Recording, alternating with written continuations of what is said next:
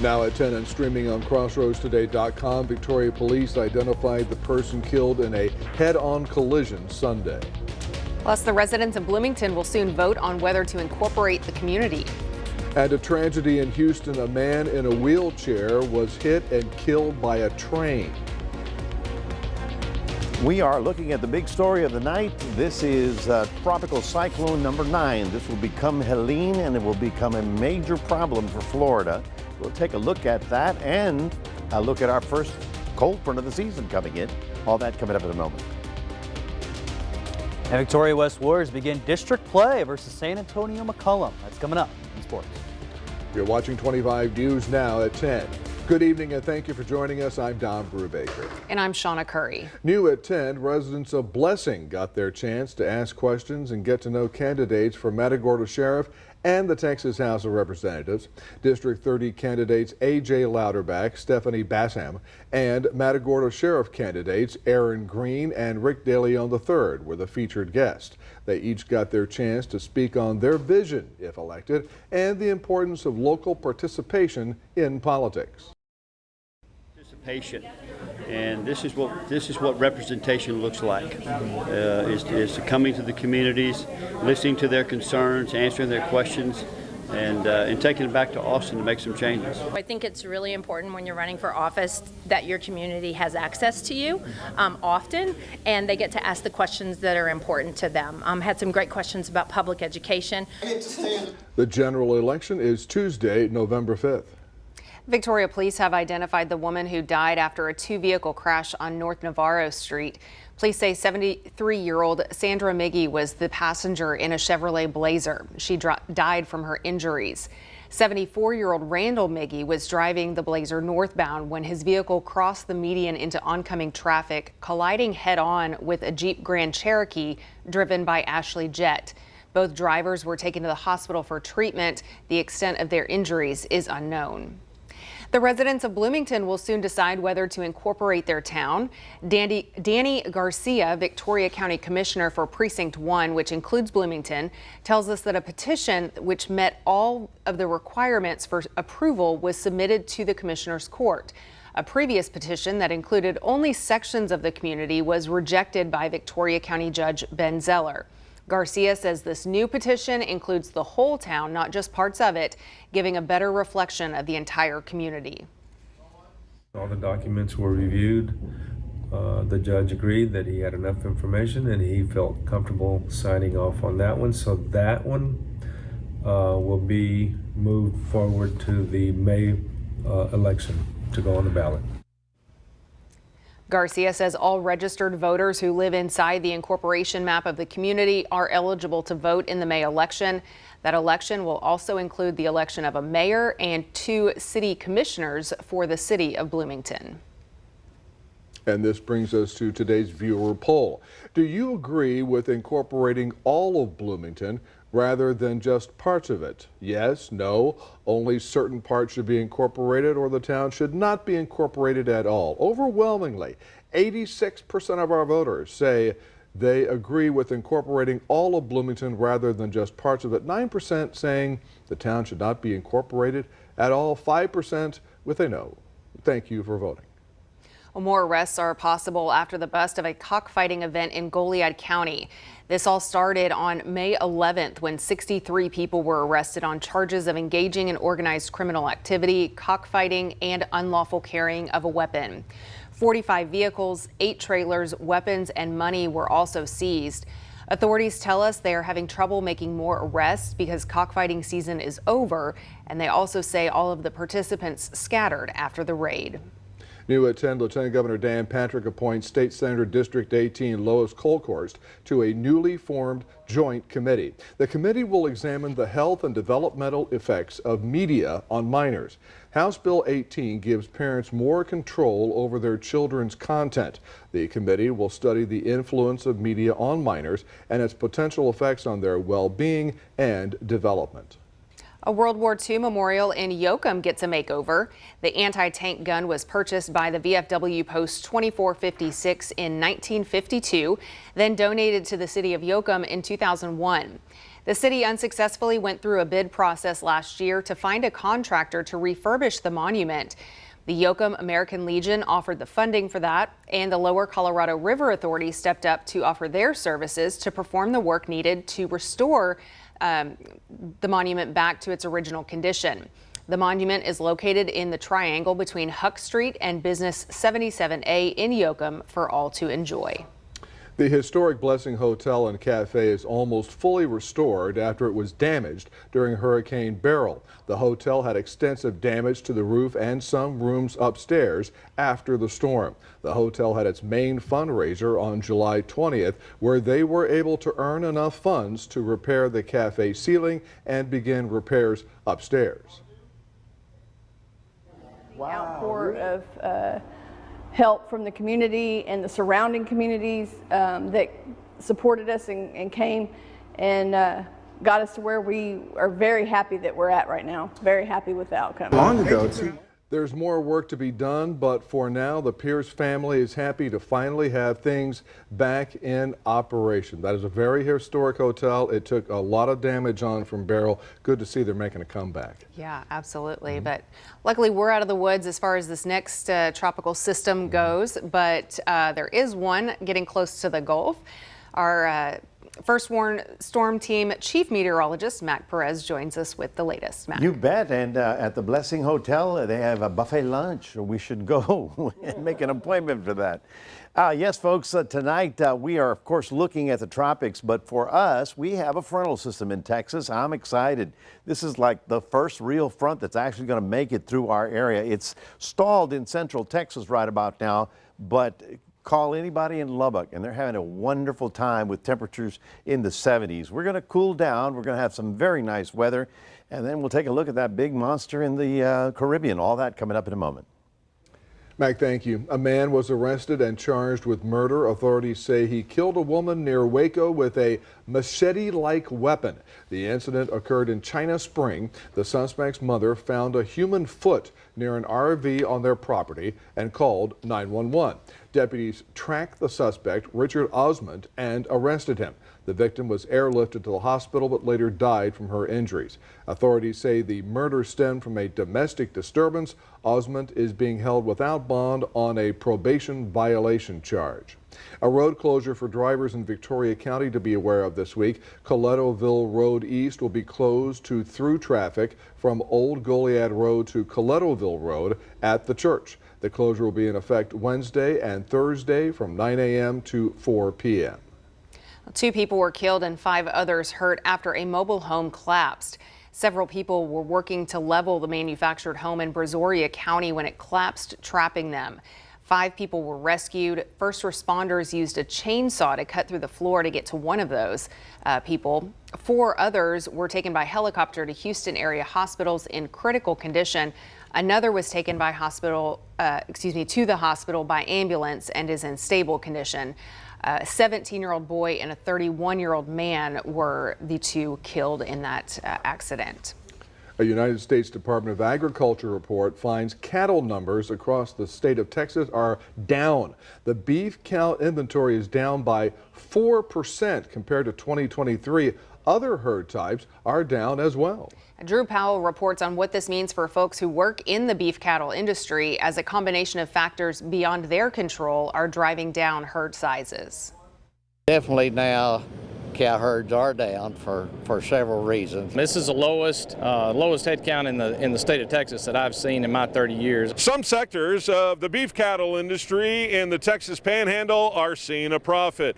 But before all sectors will see a profit, it's going to be a couple of years before the herd sizes increase. It would at least be 2 years before you actually see the retention of heifers, and then those heifers are grown to the size for reproduction. In order to raise cattle, you have to grow forage. 2 years of drought, followed by an outbreak of wildland fires earlier this year, have made it rather challenging and are responsible for lowering the numbers of beef cattle in the state. The land cost has become one of the big issues of retaining heifers and retaining ownership. Input costs and things have gone up as well.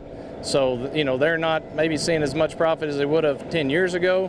But the prices for the cow-calf sector is good because it's a supply and demand relationship in that standpoint. The outlook looks rather promising, provided Mother Nature cooperates and food and forage levels return to where all parties involved can see a profit again. Reporting from Vega in Oldham County, I'm Drew Powell, ABC 7 News. A man in a wheelchair died after witnesses say he was hit by a train just before noon Monday in Houston's 5th Ward. Union Pacific reports the train was stopped for less than 4 minutes, but those who live nearby say trains often stop on the tracks for hours at a time. Authorities say a community meeting was held about a month or two ago regarding railroad safety issues. Remember to subscribe to our YouTube channel, Crossroads Today. Hit the like button and click the notification bell. Then you can see Crossroads Today. Where? On YouTube. On YouTube, yes. Stay with us. Coming up on 25 News now at 10. The U.S. is facing a potential government shutdown as funding talks intensify. Plus, California makes another move, which state leaders say will protect the environment.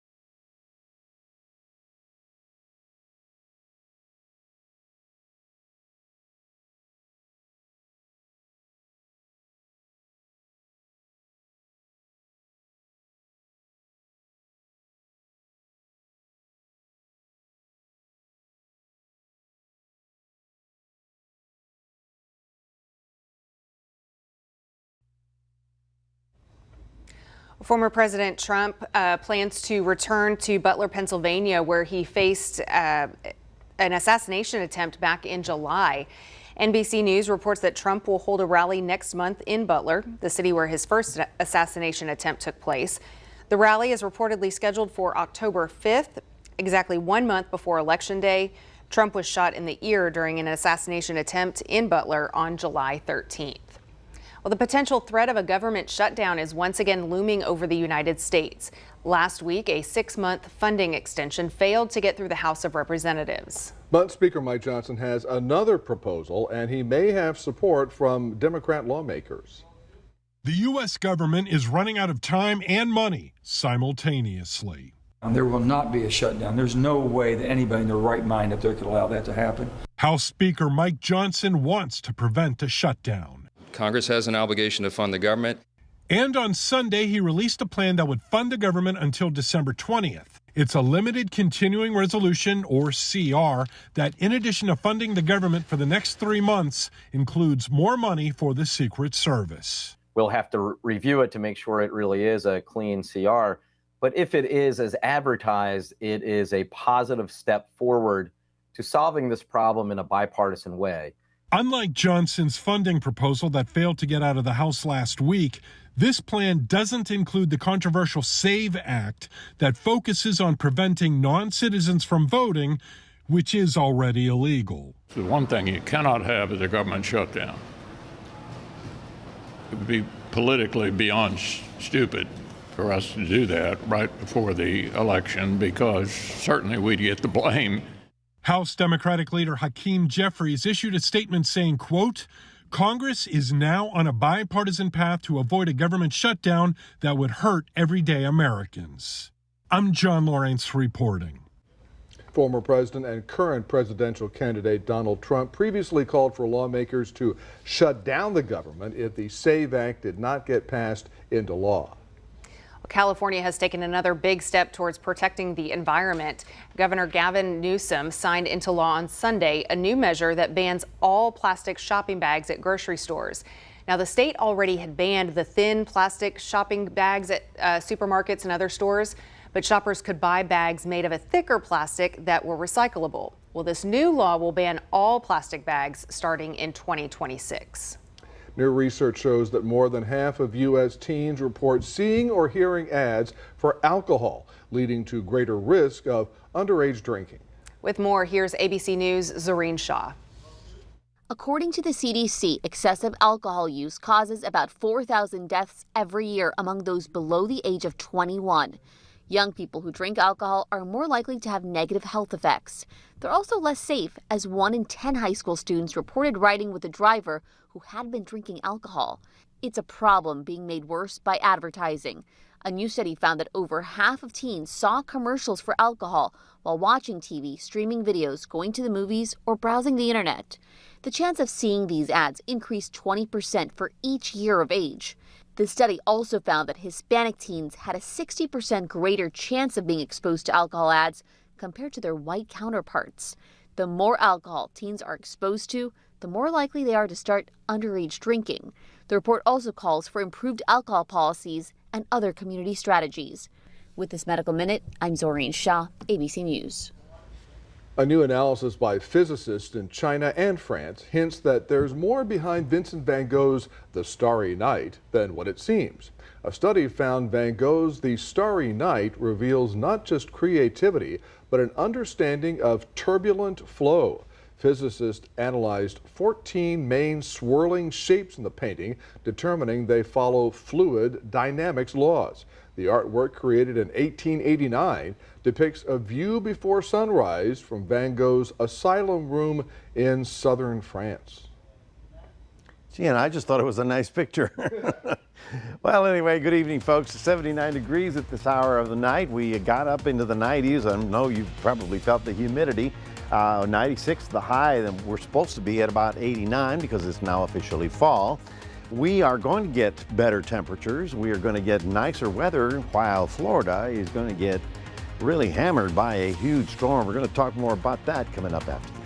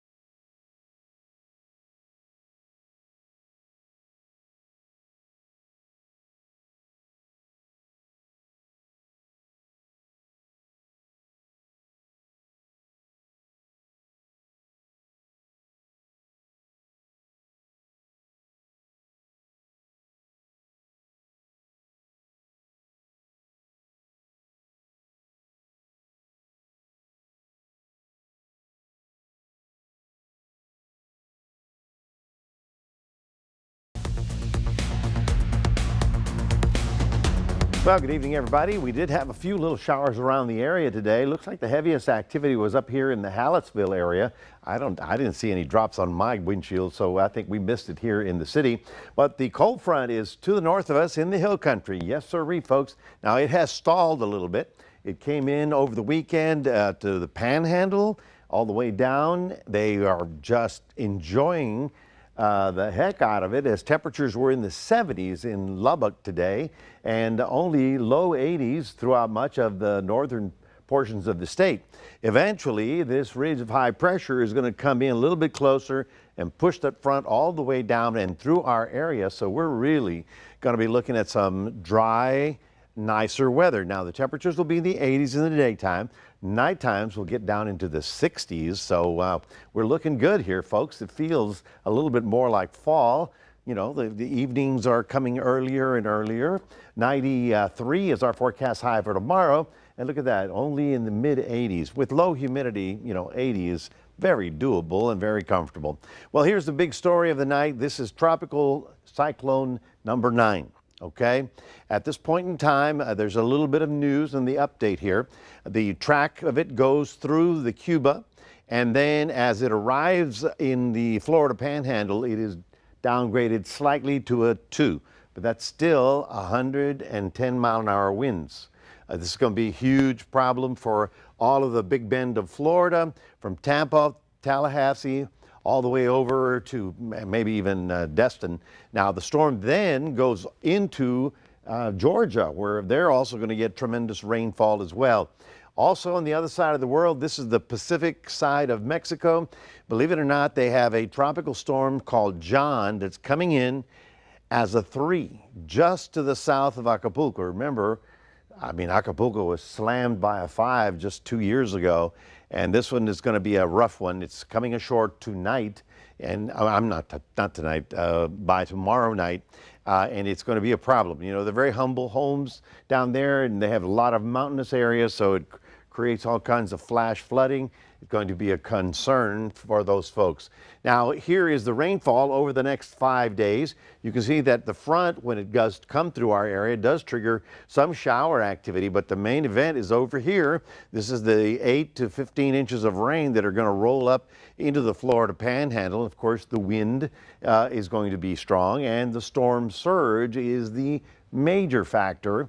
Like I said, you can hide from the wind, but you can't hide from the water levels rising. And so from Tampa north, it's going to be a problem, and this will be probably Thursday and Friday. If you have family or interests out there, you make sure you connect with them and make sure they start planning to go seek higher ground and seek some shelter. I mean, I think if they just came along I-10 to Louisiana, they might have a better time of it. So let's take a look at our forecast for tomorrow. Those of you down in Port Lavaca, looking at 90 degrees, partly cloudy. A few little afternoon showers popping around, kind of like today. 93 in Cuero, getting up to about 93 in most areas. Our chances for rain will go up a little bit on Wednesday when the front comes through, but by Thursday we clear out and we get some nice dry air and some reasonable temperatures for this time of year. That's your 7-day forecast. Reminding everybody we do have a QR code. Love for you to scan that, and you can put Crossroads Today on your cell phone. And now let's toss it over to Maximilian. No, Max 1,000 or Maximilian? Maximilian, Max 1,000. You can call me whatever you want to call me there, Mac. I appreciate it. But UHV men's soccer player Dario Elson wins Red River Athletic honors. I'll tell you what some of those are in sports.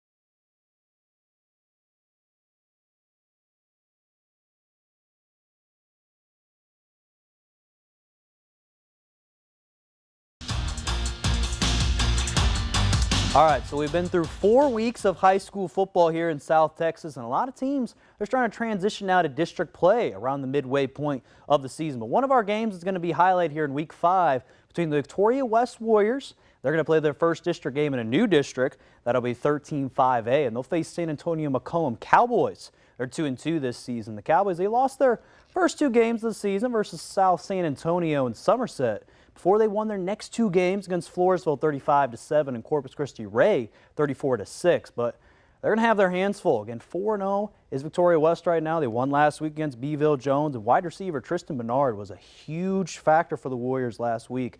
He returned a kickoff all the way to the house for 96 yards, and he also had 2 touchdowns as well. And also Brody Flores, the running back, helped 2 for the Warriors, getting a touchdown run for himself.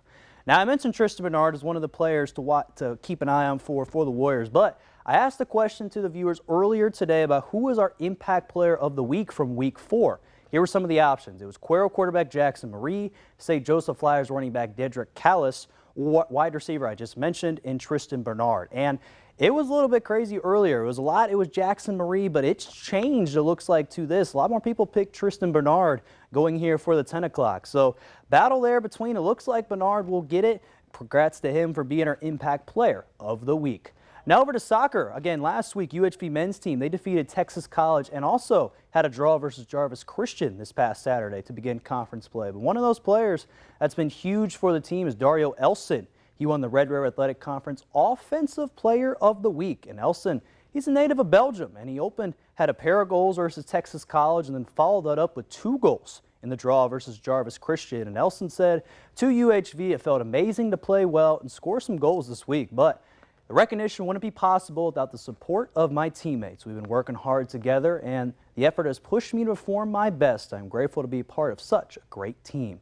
Nelson, he's trying to get some more goals, trying to go in the home conference opener versus LSU Shreveport this Thursday afternoon.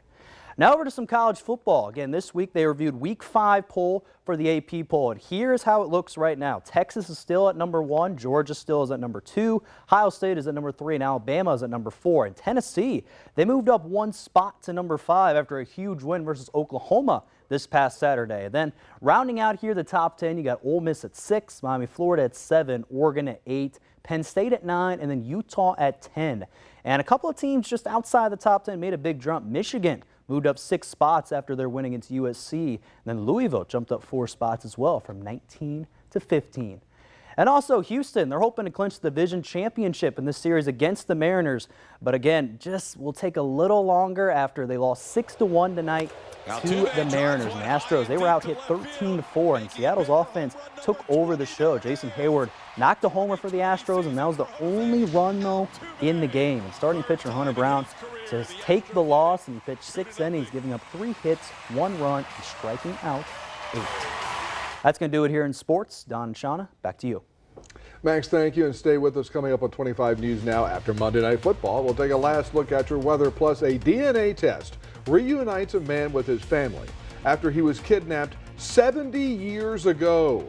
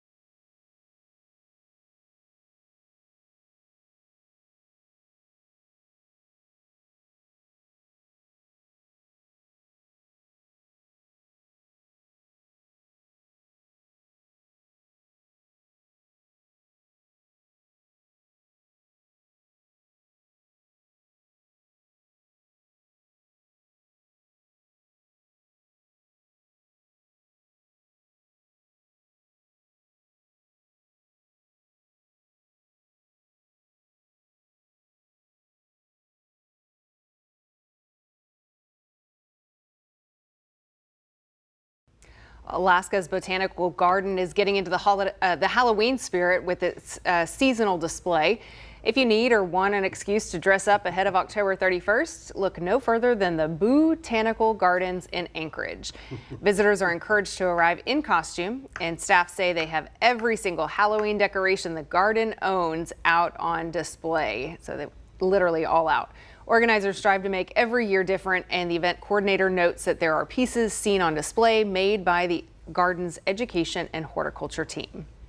Figure this, Luis Albino, pictured there on the right with his long-lost brother, was kidnapped from an Oakland park in 1951 at 6 years old and discovered his long-lost family nearly 70 years later after a DNA test taken by his niece in 2020 matched with him. Raised by a couple on the East Coast, Albino, now a retired firefighter with his own family, reunited with his relatives over the summer. What are the odds on that? Yeah. Family is family, and fall is fall. And we're officially in fall, but it's still hot out there. Fall is fine, and it's finally here. Yes. Not tomorrow. Tomorrow's still in the 90s, but by Wednesday night, you're going to feel a dry, cool north wind blow in. And after we get a little shower activity Wednesday, then things clear up very nicely. Thursday, right on through the weekend, going to be feeling like fall. Of course, we're going to be watching the latest on Helene rolling toward Florida. All right, looking forward to that cooler weather. All right, also looking forward to 8 new emojis that are coming soon to your smartphones and computers. They include an exhausted face with bags under its eyes, a flag for the remote island in the English Channel called Sark. There are also a root vegetable, harp, shovel, a purple splatter. A leafless tree is meant to raise awareness of drought and climate change. And several services will be kind of rolling those out over the next couple of months. Thanks for joining us. 5 a.m. sunrise.